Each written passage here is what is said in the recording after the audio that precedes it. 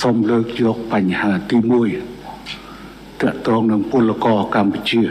ដែលកំពុងធ្វើការនៅប្រទេសថៃប្រហែលថ្ងៃមុននេះនាយករដ្ឋមន្ត្រីកម្ពុជាហ៊ុនម៉ាណែត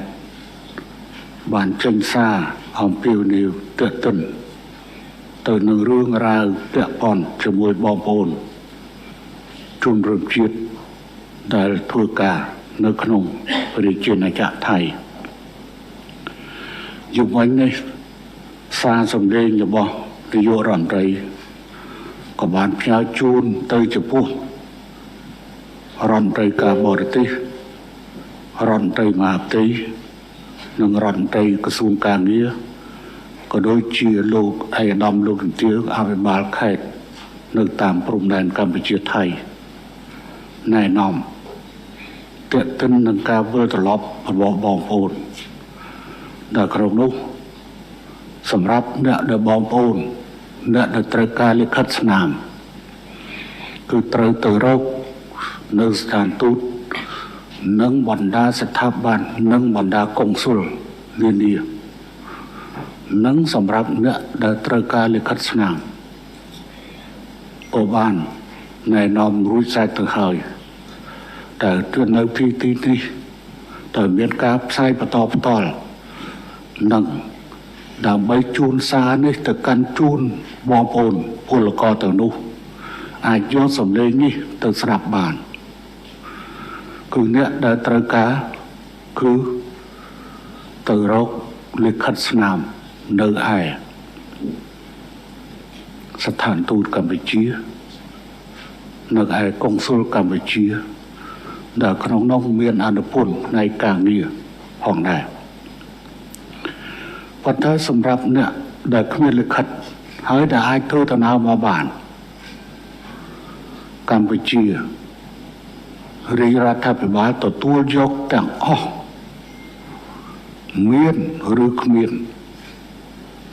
លិខិតឲ្យតែជនជាតិកម្ពុជាជនជាតិខ្មែរ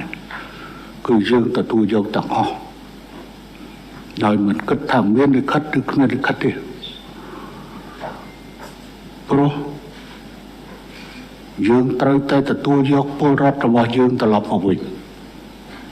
កុំទុកឲ្យគេប្រមាថកុំទុកឲ្យគេធ្វើបាបព្រោះទង្វើនៅរាការរើសអើងជាតិសាសន៍នៅក្នុងប្រទេសថៃទៅលើពលរដ្ឋពលករកម្ពុជាកំពុងបានឡើងកម្ដៅចំណុចនេះក៏សូមបញ្ជាក់ដែលថាឡើងវិញអ្នកដែលត្រូវការលិខិតគឺត្រូវទៅរកប្រសិនបើការធ្វើដំណើរគ្មានត្រូវការទៅលិខិតទេមកដល់ទួលដែនខាងកម្ពុជាគ្មានត្រូវការលិខិតស្នាមអ្វីទាំងអស់ហើយតែពលរដ្ឋកម្ពុជាត្រូវតែទទួលយករួចហើយថែទាំឲ្យបានល្អដឹកជញ្ជូនទៅកាន់ភូមិកំណើតបន្តទៅនោះត្រូវរកការងារធ្វើដែលសពថ្ងៃនេះមានសពខ្វះរាប់សិបម៉ឺនកន្លែងទាំងក្នុងវិស័យឧស្សាហកម្មទាំងក្នុងវិស័យកសិកម្មទាំងក្នុងវិស័យសំណង់ដូច្នេះការងារនេះគឺជាការងារដែលយើងត្រូវរកឲ្យបងប្អូនព្រោះចាក់ចេញពីនោះយើងមានការងារធ្វើនៅក្នុងប្រទេសរបស់យើងដែលកំពុងតែខ្វះពលកម្